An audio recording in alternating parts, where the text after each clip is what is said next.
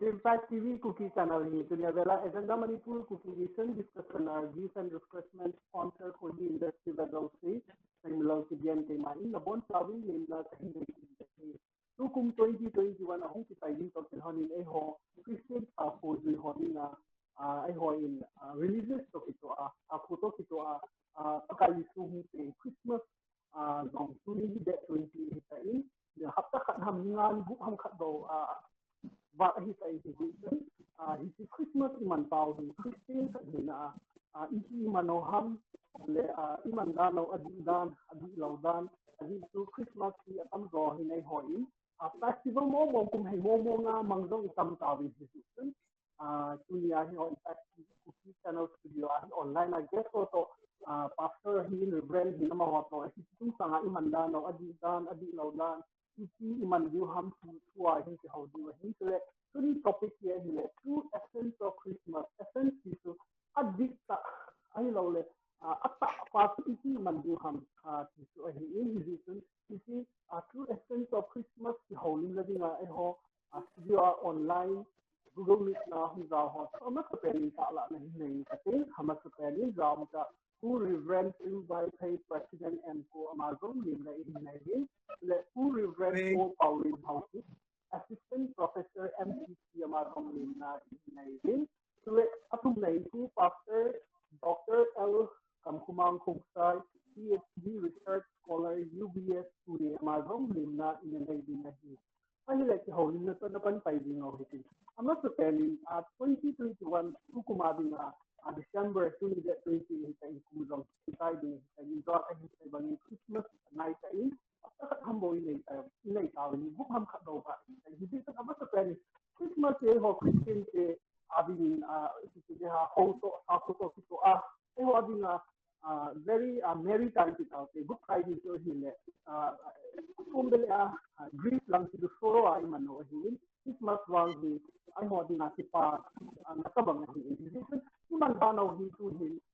festival ta kita kung may momong to bang imang sabi Bible to kito law ito ihorong hitam ta ibol ta ama sa pele azam ta puri friendship by president MCO command team kati ahile apu Christmas hunay to kilhana tukum 2021 Christmas kaya na to na abin ko na cookie society ho abin na iti ibo no na iti man no na ha kung masabak imandano to tukum ay iti changes iti bolo le apabing ham inaman na ba adi lo umazong na lungyal dan makapit na rin oh kipa amin Wanoy pumpin. December som nila nga hi pagka Krista pini ko hitia ini ohin. Ichini mo ngin Jesu pengi tiding yung hidi po. Ay wangilan nang lagay na dinga wanoy ahong ping pa pini ko hedging na ini nuhi. Suta thanop wanga nunuk golnom na manding sa Halloween adita achu. Ilung suhi Bethlehem bongin hisa in napakay di nga ama kisana ama hi athaa pagkay nang man wanulis na kayo di nga mihiman hong pina li nalal wajagin tiyaw hope so kaya tonse tina ko na mangtaasa mihim ho kayo di nga hong nahijiin aneu pen isisangan neu jejong talo arasam pen isangal hasam jejong talo mihim pen ding jong hilo bong ina nong ahong pen ju ama dinga aneu bese ompoi vai sagen te nelo chalo hoge ama dinga mantamai David sana he identified himself with fallen human race. Ala samsa ama ho chuta khat kahi David sani denga hong peng he dung zuyin mi vai cha yong leven mi gen te yong leven mi hau yong leven Christmas ni manding da nu chu ilung ko ri honu ba paka Yesu Krista ke la dinga hong peng an hin Yesun kalung sung hi Bethlehem bongin kahi sa in galung songin nang athain hong pengin lang kai na pakai nang mahisa ta ya hi ilungkot hong bunga iman di wahin eon golwa nom ta ibolova san ning ling se na ine ova ne le do no ma chule cha hi mot bangani man nu chu isu chu ano mai le Christmas no me ti wahin isu chu hidinga hipon amang ho hin ilungkot honga pakai Krista chu tanong taang ilungsung chewa hong pengninga I welcome theiwa ike honu vai le chu Christmas manum hiding a hi Palm ta hinna ahile a twin a pu reverend Paul Paulin how ki komana chicken ingating ahile puinzo ai ho topic to kito a essence of Christmas true essence of Christmas akititing le iti essence neita iti man diu ham na lunggel chong chan hin sai thai de ham and tu khanga Christmas mano zong is it really essence neita iman mo mongo hinam na lunggel na hin sai thai de ka ki pe lal boy pa ne hin pe Christmas atu simi ikola evena le Christmas hitilama manding khutilama manding chu agecheta ne gesai pon Christmas aman anaman ni ko zong evena le January 6 tabang February 2 March 25 April 9 it lam som soma anamangwin ahin la khunungin apostle hosing zong it's a Christmas anaman lawa he 4th century BC pana sa Christmas hungki man pana a context dungzuya so hungki mga ja so iwa iti momonga man de ti so hard and fast rule ampon anja pu primin and say chu avelin hin repeat da kating his so essence so hita long John Macquarie na say khat ka gel to and you know every theology is historically and culturally conditioned at the end is even Hebrew te nam khat ai jeng wang wa so amenu chom so mani ki ko so for example Hebrew ani ki ti so amo ijima so achan lai wa so amo identity yong an nei lo gamle lo yong an nei lo amo I mean anamu sun ya atom Hebrew ani ki ti so ami su la khade ya ai la aminu hoi la ki ya kinam til Israel hun ki ti kinu so ipia Israel hun ki ti kinu hom til amo Joshua lam kaina kanan gam ain lo lunga promised land ain pi the min tha khanung ki pikino so Israelites kitia echi was pi minung ki pikino wam tilamo hi Jews amo ele Babylon exile au mole on kile amo nam kha jeng so amin chom som ki piale even Christianity ho yang he hang pia Christmas mandano jong hi hetia to part to ki khial dong zu ya song ki khial to pe al essence part to tiale ko Jesu chu pathian mu theilawa umpa ama hung ki mu chun yo van noi a chon se zo se hu do dinga ahung ni kho ni lo pi chu yo on is festival el kut Christa kut yang de fe is it festivals in manawin ya chu ahung chi dan venale the Professor Kelly Bangin Ipinasam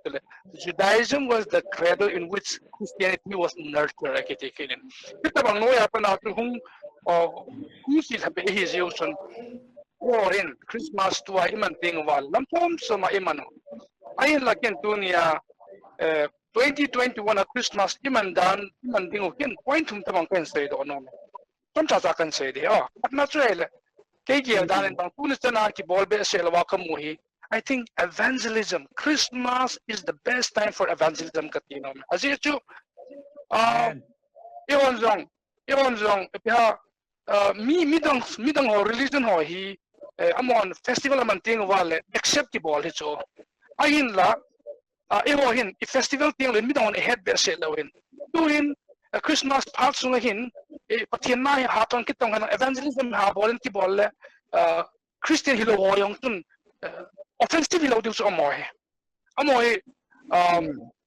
epit say ding asila la lo de we amon acceptable the we malu hang lo de I think Christmas is the best time for evangelism is na ki tong le ade style he jeng aje tu yo Christmas jong van noin accepted festival ka ta hi in ya so hobu wo hin ite han lang sumna pai tampi iki kwai wa yon nien op sang ovin kita bang sumle pa ini hopo evangelism in kinay tayan lang ile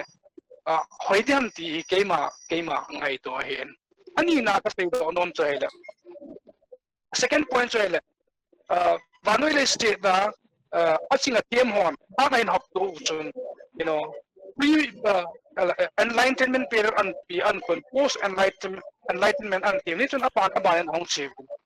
ahi ta bang chun enlightenment period hin itabang tu an su am tile amo hin pathin sang am mi mo hi atunung penani ko yu cho rene disparity ho bang hin philosophical revolution ani ko do va amo hin mi mo ani try sama tu pinani ko cho ela post enlightenment period in vertinal itabang kum kinam tile to Immanuel Kant ki ho Emmanuel Kant banin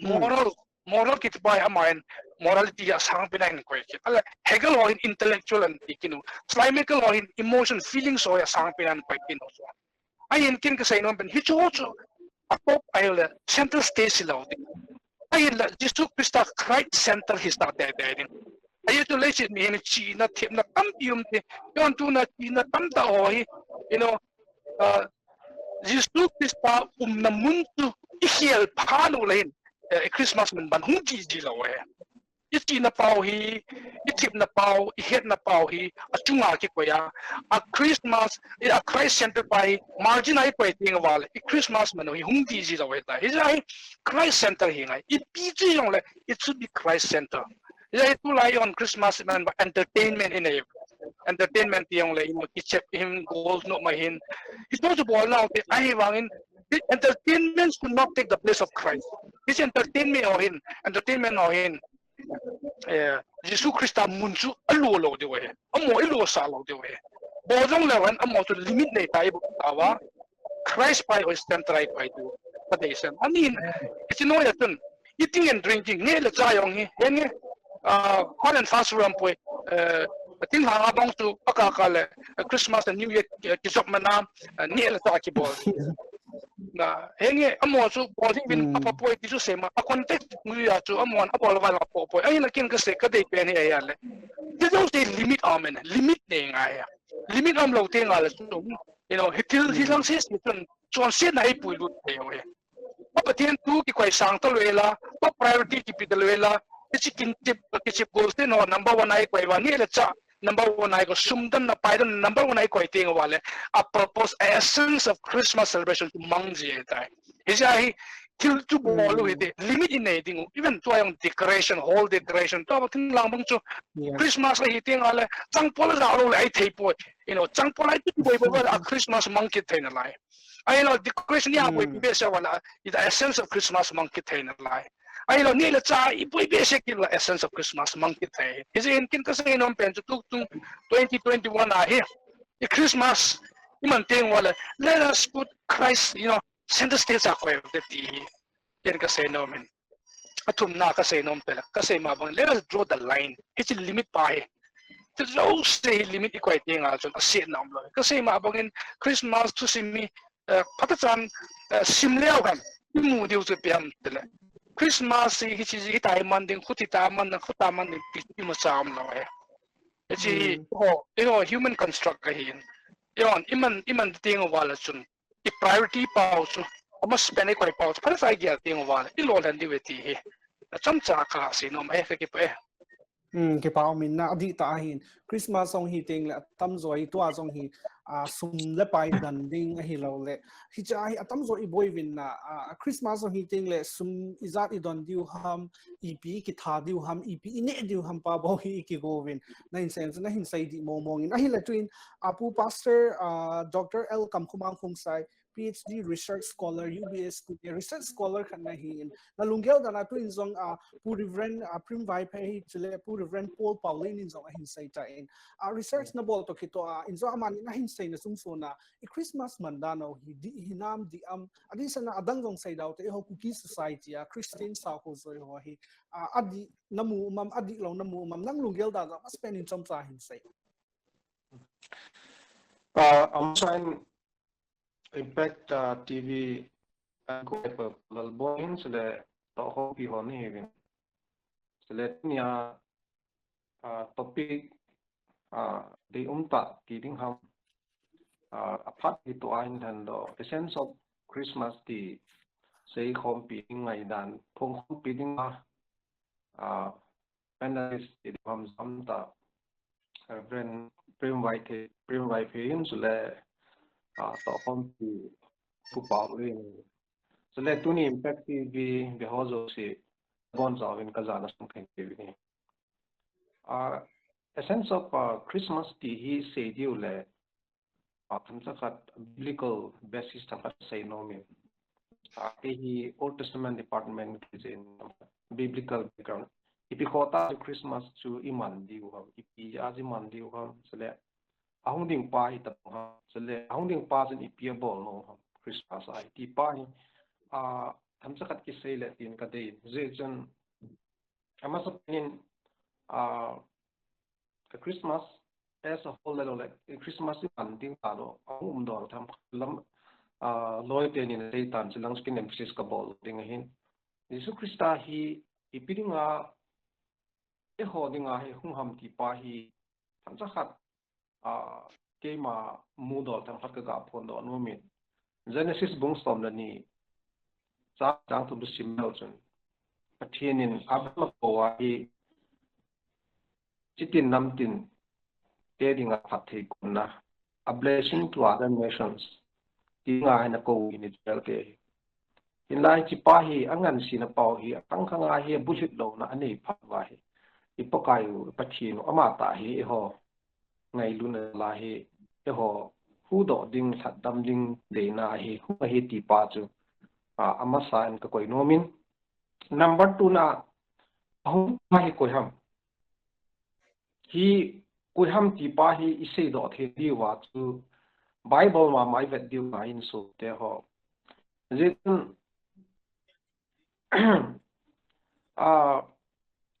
Bible vet ting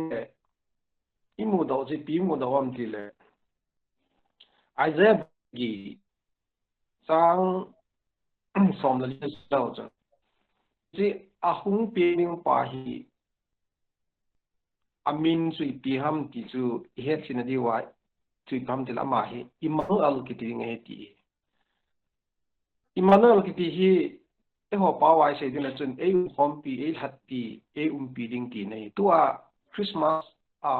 iman na di wa thu pi pen chu ipatchi nu hi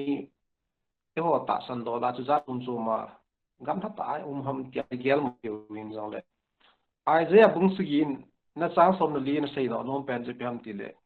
ipakai Jesus Christa alo le pathi pa hi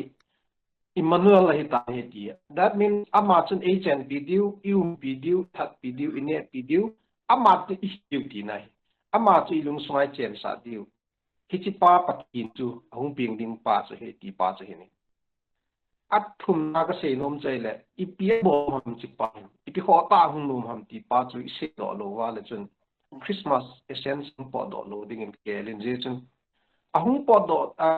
do the ni ga true sense of Christmas ti hung po do the ni nga tu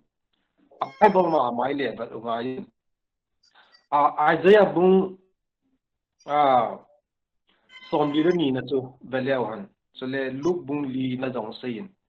iti hi Nazareth manifesto jong kitin ahung iti Emmanuel ila wa hunga e ho mihim lima ping pa hu su sa pya hu sa hin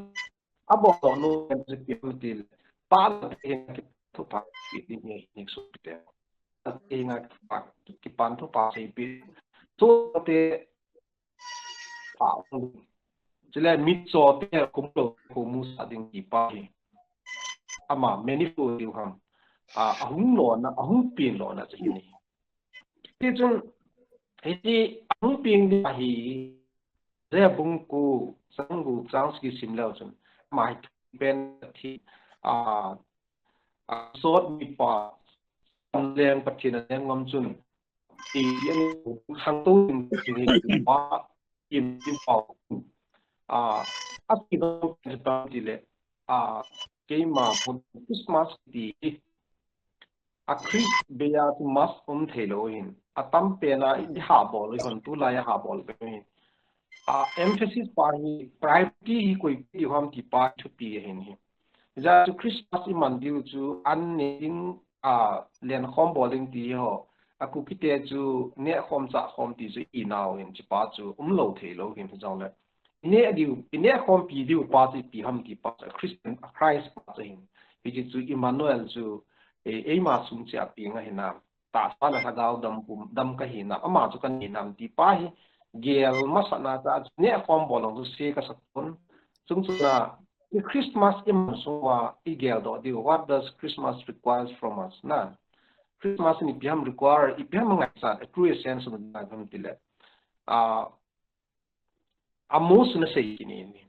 amos ni isam tile Christmas kiti hi adi tai man na di was biam tile thu di a tonding ki ta na hin ko manding ki ngai lu ta le khutun ne ta lungsi na happy na ki neu sa ta ipakai ta pathin ta hom ding chipa chu patinin require yo ko ma angai sat pi pen sai ni ya chu nia he ne le go thil ho hi first priority chu sau te ho pen la a priority chu Jesu Christ ki mat ka nei na ama ta jun ki hin khom na ke sunga ping nam ti pai emphasis bolding isa ko na apuma chu ama nei puma chu len khom bolding ne khom bolding pa hi emphasis pi ila true essence of Christmas ki ti pa ni do the ti chu ma mu do chom sa kain pho le ti pai ki pa min na agi pen tam ta na hin sai ta win ai la twin very simple thing ai cha chu ga sai le han Christmas hung hun kon la hin like family khat na hi sumi dong win isum don ho hi mi khat na hi za ti hong I dong win in zang na hin sai time Christmas ki man le sa ne te ding a hi lo le changpol chunga to te ding phang khat bol te ding ti pa hi I gong jing ke win like henge ai hoding chu kumei hi tiang I la o hina in zan ho nan sai bang wa chu essence ba chu I gel to wa hi le hi chu second class I koi di wa hi ti chu hi le twin ne le cha a hi in whole isa dan ho very simple thing say jing o te ala changpol chunga I to di ho sum I don di ho I pi ho zo hi I pi priority pi tawin na Christmas hong kiti ting le in Jesu Christa hong pin pa hi aha ki sai ta point ipisa ini diu ham sumizat I don diu ham sini zat I to diu ham changpol hi langa I put diu ham whole iti sa di ham decoration iti bol di ham ti hi iha focus tawin tu khanga hin is it very much necessary bol te ngai ham bol te lo ngai ham aji chu family khanami sagi gen mo chu sumong ki don ting la kholangan phai into like COVID-19 hi to iboyo to I hasan no to ahi tilam khanai I chi tawin chahin discussion ga bol khomo te na hi chi open question in ga bol khomo itin ama sa penin jam ta pu reverend prim by pe comment sing kating hepa cha hi na lungyal ipi man is it very much necessary hi chi bol te ngai ham chongpol chunga to te ngai ham ahi lo le sa tha te ngai ham sumdan te ngai ham chahin lungyal ga sai khom ta ma sa penin pu prim by pe comment sing kate ka ki po ai amma sa chun zalboyo ka ja loi sei ding ai ko yong chu ke ka hinam ti kan het loi tu chun no thing tan ki pa mi Christmas a hi na to e ho ngai dan e ho attitude wa ke ma ngai dan te in akitu ta pu ka ti no me lam ka ten in jong ai sei pi ta vin ne khom yong chu bolding a hi nai ai wangila I bol dan hi awal ta ke ngai dan ten wangan ne khom yong chu bolding ai wanga le chu ade a hai ga ma chen Christian ho hin non Christian ho hi Christmas ni le ne khom dinga I ko bu ba mundang dang pha dang a pathin tu ki sei pe the lo chu pu Jesu wa no ya hong pin in ni hi akinit pen hi nang yong na ho hi tia hi amo ko ma gospel present bol na dinga opportunity ala di it's a sweet lova kon khanin nan Christian hong yong la a hot ball an ne sa loading ti lo yong mo ba it's a hi pon Christmas su tilpe ki pe to pha na ki pe to ni khoi bol lo hi wa pathene na sa pa Jesu Christ AP u het jing na ding ayo Christmas gift ki pitu even ita bang ya chun Jesu Christa hi anei lo ho ko ma pi na ding phat ki tu ma hi ti hin ki bol han lang chule thing lang ga ma sumle pai nei lo ho la vai so la ti ja to te ding chule to tam lo te chu me ki hop ting le pi hom ding ki to yong chu Christmas attitude wang hi lo ai ta sharing part hi ding hi anei te na tam to do ma ana sam ho chu ngai thim chen na ngai thim te chong chu hoi jo ki na hi te chong chu na chu iman thim lo da dan ki no chu lam kai ten nin jong hong seitan hu in thu pa pathin thua ke holim pa yo hi importance ta lovin all in len khom yo importance so chule chang pol ki phala a bu si ve na ni ne yun mi tam ta in cha chu a jan na to yo lo yo mu ji vin ha ko wa lo yo mu vin jana jan ha ko wa jing ka ho vin kai lo yo mu vin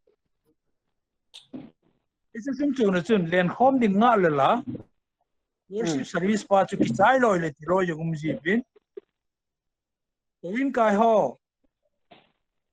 tu sei pan message pe pan na pe chu nga jo lo ba patan te tia polonga ko na hong peng lo jin chu Christmas man lo wang umin kamu po Christmas man ning wang chu poi mo pe na wang chu Jesu hello ho he sa di ne lo ne sa di ti tun thing hang kho a tam jo hi mun chom choma cha la nau te le ka sim jong hong do on mun chom ma government na to ho jong mun chom ma private na to ho hong do in sum ki kim ni kho a jong i man ji hin a pha ni jong chu ai wangin la kamu dan ta in Christian il hel Christmas ai ting le Christian ka hi ti ni Christmas Christian jong itam ta wen i jong chun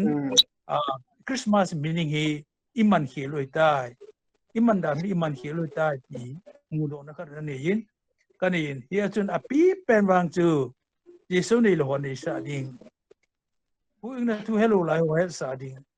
chi api pen hi sa le pen hi ka ngai dan hi in hi chun ka se ma bang chun kim bel wa mi ho ko koma hu na tu pa si pi a ai lo wa hi le kopi sunga ne ding sa ding klasam ho yim jong ko ine don ho yong chu go hop pi a tu le sil chen jong pi ti chan pi a Jesu i bang ta na ngai lu da hi God loves you Jesus loves you he came for you in this world to redeem you from the bondage of sin tilangin si yo hi ta la ding ki ngai tu le fen Christmas man lo min ka ka ki ngai da ne ka ki pa It's the same opinion to Reverend Paul Pauline how keep command chicken and nang nunggel dhana ipitin na gel. Kakipael alboy ani veina tu kan say ki ding zen. Mizo theologian C. Wandal Dika kiti kan ale hasud na hin brilliant mistake di kan ane sayan. It's a brilliant mistake it is to sapawin saylang. Is the idea that Western culture is the only valid means of communication for the gospel of Christ, and the local church is incompatible and unfit of Christianity. It's just even something, Western culture in it is not certain influence of all time. Western culture imposition ideology technology or he so he had him amo zo si bo so adi poma he has amo chon de he po na here je chu ho zong bia cultural value hoi ta ne be is ai Christmas in a iman wa yo it's cultural values pa rediscovery bo iman sa thela it is just pa say ham piala patienin my God created all of us, irrespective of gender, male, female, in the image of God. amalim le mel banga esimo hen chile amalim le mel banga esimo chun le chi na het na tampi ai pio he hi chi na het na chun you know it has the potential to transform our own lives man sa the ya tu iho society wa problem zo se dong iho chon dan dong iso su sap the is also western ho chan ha tho be se ji wa tu ni ai aboi na tampi ki to ai tai for example sadhu sundar singin aman holy communion to abol na dinga so wine khal ai lo bread khal man lo pit what was available pian tui aman cha ai la entang aman cha ai pati le yo christmas ayong to sum tam ta sen khal ngai poi sum tam ta sen na dinga I hole pia khusung weng sunga ko ham kan anei jo lo khat apan lo sanga simple ta he cha sanga so apa kai jesu christa I ho dinga ahong pin lo ama I ho dinga naung to na pa to ki ko ham lang so ting ke ka first point apan say the best time for evangelism kantin apure evangelism an sekitan hit the bang hoi focus bolan lang hile I think the true essence of Christmas uminteti so kay ngai dan in kin kasi nom to rediscovery of personal values wong hi awai na ta me bol mo e po aje chu logos kiti o jong hi o terminology jong hi pon mi danga hi yo sunga khan kho ho man sa atil dang dang hoi tam ta values kre hi ni so hi man sa awala chun it is say dam to sum tam ta sian ngai lo ai lo let amo a western culture tabang banga ko na shoot ai lo til dang dang tu pi ta mangchalwe la jong simple ta man the ai la se no pe no so western also totally ignore ki bol the la education hi an lang til phatam tai pu lo pu ai la se no pe no not to the extent yo in ko chat ve ne liu ke ya chu man chal lo de ti pa chu ka ki pe la ai le Christmas a hitting le society not no ho hitting something that say le hen na ho in kai ho bang jong hi church a kai ding len kom bol ting ol achuma hol ki sa hu len kom bol ti hong hi akinil jong um ji me ai le chang pol chu nga to te ngai ding a hi lo le chang pol chu ngai to pa kai su chu chang pol la na ping hi ne ho I to ngai he chi ta bang ho concept ho ta bang na ta bang ho ai lo le sa ipiti da sa zong ipiti thai phang kha tabang wrong conception hi nei chong hi khusung hobung sangam ni akinil lom la ke khanin phaten church sunga tawo hitin very formal te in mango hiti len khom hi teng le len khom holanga tawo hitin church sungwang hitiu te ti khat loi chen ja khain sai banga chu pakai su bon chang pol chunga pin the lo I tok di he ho in kai lai pi jong le cha chu piti da hi tabang tai kum hei tai tabanga imang tawin and non-Christian ho ti tau ti chen khom pi non-Christian ho jang when we talk about Christmas akiti ting le pakai su pin na part de ti la het lo so amo in Christmas ting le bong le sa ke that ding bunia chi ding lam ding ai lo le pham kha ti tabang hin concept hi anei gam tawin chi po na um ta hi in chai society I it reflect ibol lo ngai ham hi tabang misconception lungel di lo misguide tam ta ho it bol isu di thai di ham pu pastor Dr. L kam kumang kum sai ma kuman ching kate department la moi kyo khang lai ke ti le zo na ki ti nai pon jong le kyo hi 1980s early 1980s back ke hek ti yeng ta le kyo khang a chu Christmas di ti pa la chen na thupi pen chu whole sa ding mai hom khat chu o lina lending chu khu veng ham in khu vel la dunga pi ha mai mo chu sem sit pi ding kwan khuwa wa to ding I oi long ta thiau lo le Christmas ki mang nom be se lo na mang pu ki gi lo ai lo le pi ha asa long chu tam pi ne lo chen Christmas ki lo aku me yas ki mang jing di ta se true sense of to I say was true sense of Christmas chu kyo khang as ki mang lo ki mang lo tu sa tam zo han ki mang lo go lo nun go lo ti ta bang ai la pa hi misconception he ti chu se ja chu pi pen chu le hoi lai mun na chun ki bo jong na chun amun chu apathin min ki pha hin hu bu an hu in zong le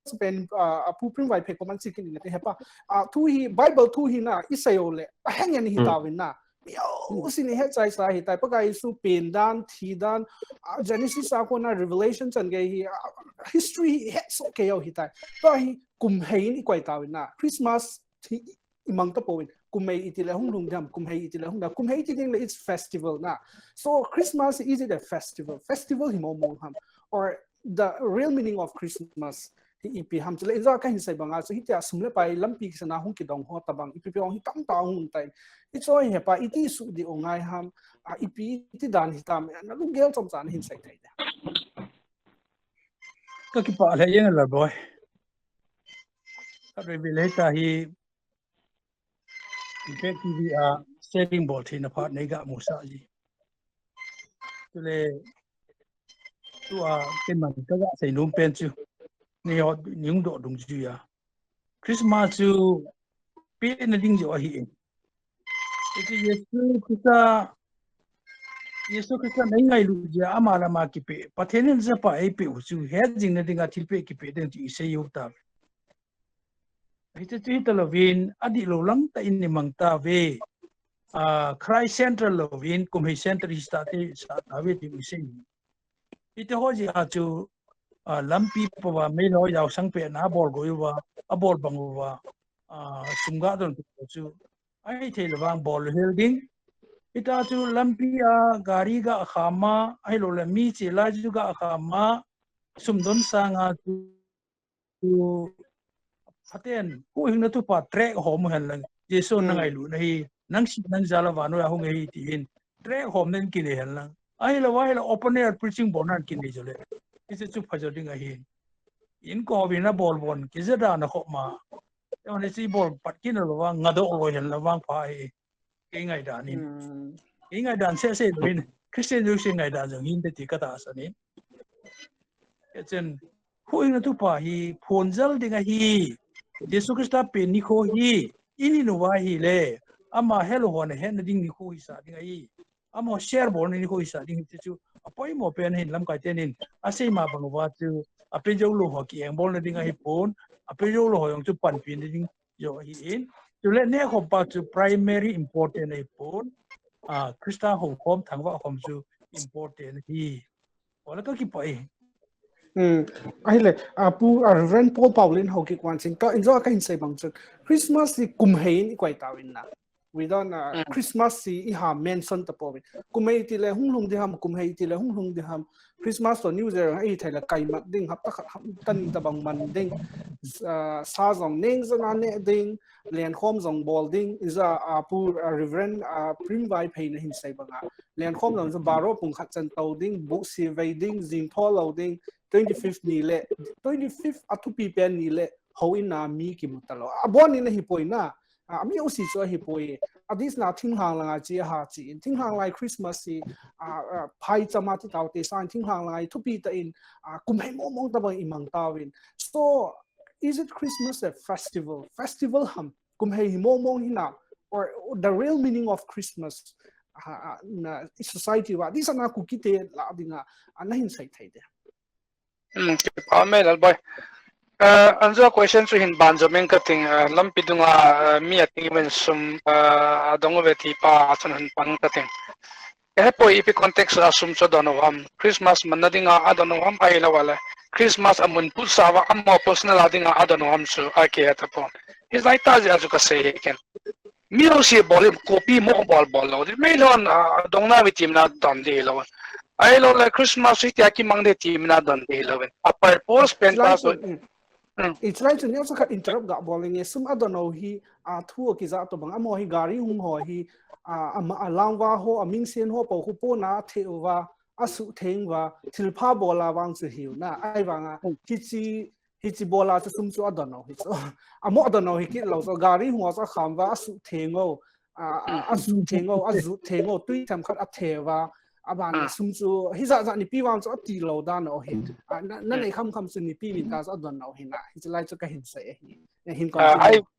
I PC le sumchu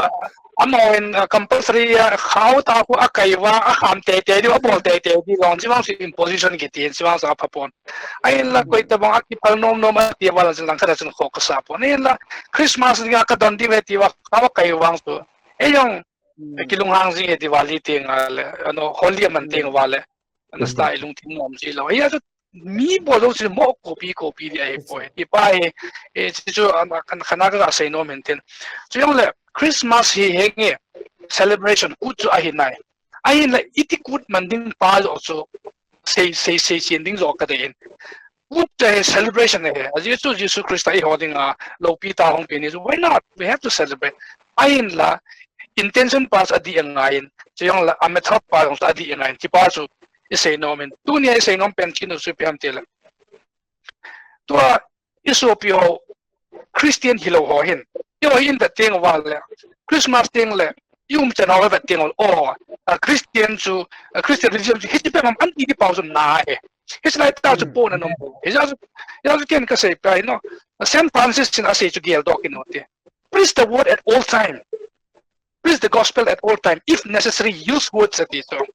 This is only say nam tile. Two say kaya ngai pwede so pati. Janju message at it. It is only on iti itabang Christmas man ting ipi message mi ipi on tipa to pi. Ya so tension itabang iti kamanala mi ho oh Christian ten Jesus Christa pinal hitia ki pa uhi hita alo mo ati di pa to pi. As you can aki panaka say mamo the best time for evangelism katin. Tun pu primin jong ayon sing. College EU akom lion, Pune University akom lion. Every Saturday ki Evangelical Union on Christmas thing like pick up trek hobji with trek. Trek hobji wa 24th I 25th night le ni pick up hobji tele. Uncle tersun kom na tersun buka onji wa janting la ka chiji wa slum dunga mo ka ni hobji ji wa. It's sharing at pacho. Oh hey. It's in pa in Christmas imanting wale.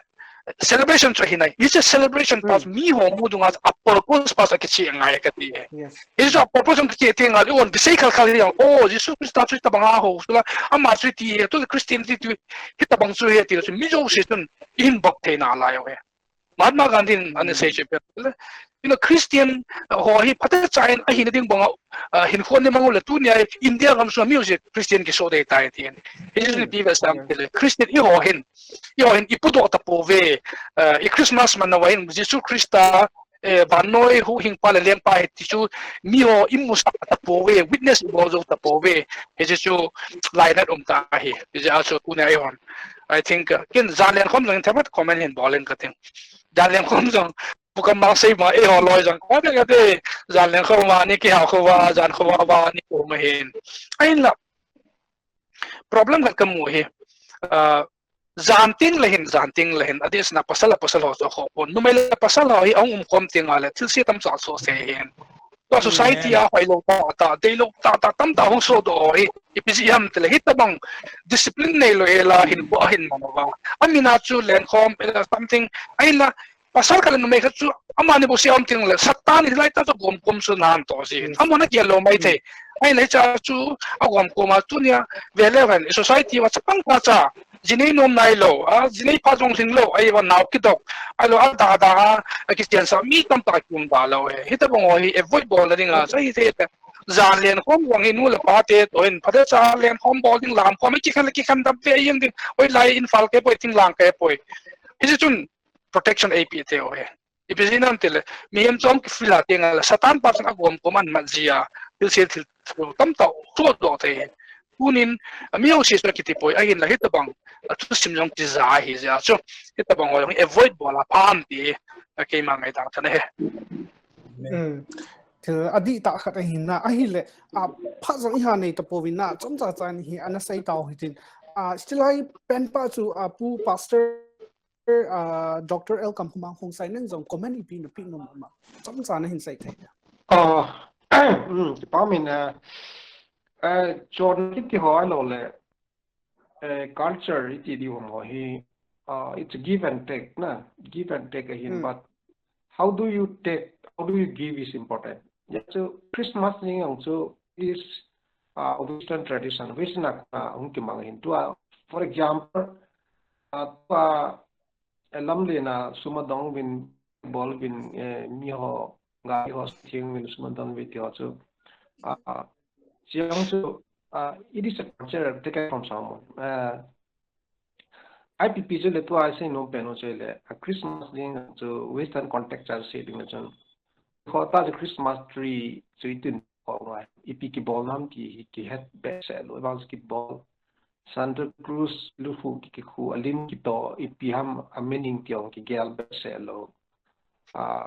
sung zona chu wal a ho yong chu ki khaya ipi ham significance ki hoi ki gel lo to he to I say ma bang wa chu Christianity he part wa he Christianity he masang le yung he part ki ka wa he sa he culture ki direct ma tam he Christianity to Christian culture ki yung he culture so what is Christian culture ki ti pa koi sandi min tam pi na bole ki Judaism culture am lo le ipi Christian culture ti ipi culture mo don't ki say tho ipi culture is na hoy ki kila to tua am dan khana sun yang nau pui chu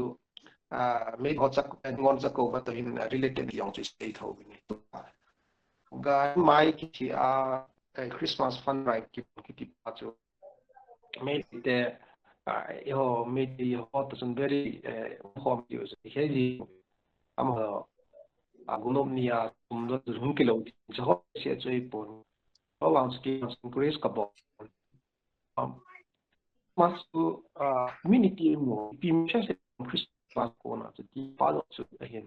atum lang pa sa emphasis ki pina pa so do pa la sa di di kasapon yeson atu pipen pa sa ila Christmas trees and pa so ya se ba wa so pitinga ikita ko na lai hom to ayang so IPSA asay do hambar pa sa alam san sui pi ko tai ko yo Santa Cruz ja ka say ba so get it to piting hasket piting Christmas poor and needy people keep out in the ball ja so ball hit I think for the mahin ball la lai ball hello tampi me pang wa hello chung nam bel du ai cho ang su hai ta khang ta hon gyal thai it bang be sa su kai su ta ni ko tong lo su di be se so ni ma sen pong ball di ile kham wa hi kham khama ball di ti chu hin pu kam khuma hu sai network ki su po na hin la tan jing tai ji chu pha sa nei ta po adi amining ho chu het wa in all the way to thank you pam ai pasan hin don bin lang 2021 Christmas jing thai a hi to kel honin cookie society Christian ho zo sin Christmas ti ni man diu ham ti na lim diu ham ti chom cha khat society chule viewers for ding chom cha message na ga pi thai diu ham asa penin invite comment ding the te pa chom cha hin sai Christmas hong thun to kel hona it's a Christmas mangdinga hi ilungsung ki go sa Jesus Christa hung pin dinga asile katiem ho apin namun ahet lo jewa asina ma ho hong puya ale amahon asina puju ve talu hela Jerusalem hong run pa nova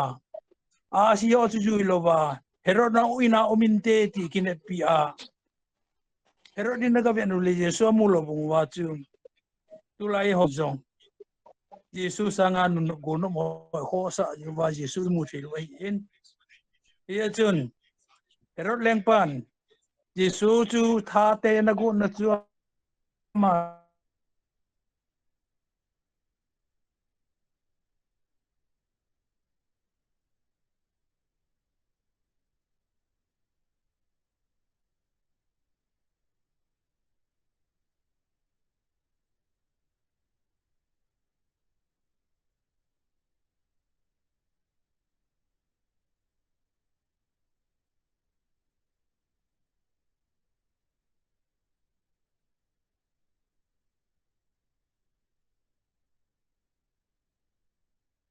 peningin welcome dingin kigoyo san umitin sumdonan ne khom cha khom chu boarding na evangelist chu primary important ai poi ai wangla poi mo pen chu Jesus Christa atha be ipeluna athabya Yesu ilung sunga coding tigo vite ki hi ka present no me khi pa mana hele pu paulin ho ki ko man jo kan se mai cham san hin sai pi ven la ji phat ta point cookie society dia christian dia dinga christmas sum hun kilo na 2021 na ipi vai ha nom na ne ma cham sa hin sai ka wai tharan nom pen so hial tu ni chan ge Christmas iman na wa hin alang pia ki khial na be se lo hin ipiza ki khial nam lo ham til number 1 we do not expect anything to happen to us yon imusa ki khial na ponte te ilung gel ji khat ani na ka sai nom so hela we do not believe that God can change our life in our community. Atum chan na so we are not prepared. Ikigo lo ji we. Is as tu chunga Christmas iman ting walawang. Let us expect that God can speak to me. God can change my life. Di pa gelma sa penutin ani na chun let us prepare our heart. Ilung tima ikigo ting ala chun patin ho pinakitang tay ding Christmas ni ipena pa na atu simong kiza za zing ay ki khial nam lo ji chu ilung tima aki ko lo ji ikigo niu la chun avial velen ki sayong le pathin hopi na chan de heti pa he to tum Christmas iman na diwa let us prepare, let us expect Dr. William Kerin expect great thing from God, attempt great thing for God at ibang chun expect sangtan na yutin at the same time let us also prepare our hearts to receive ki pa min ai la chai ne kain Apu Pastor Dr. El Kam Humang Hong Sai chom sa vai la na thun hin sai thai da kanam te ho tung Christmas a gel di kumizat Christmas hi pathin Jisu Krista panglo ka manitam ti gel do a tung Christmas hi Jisu Krista to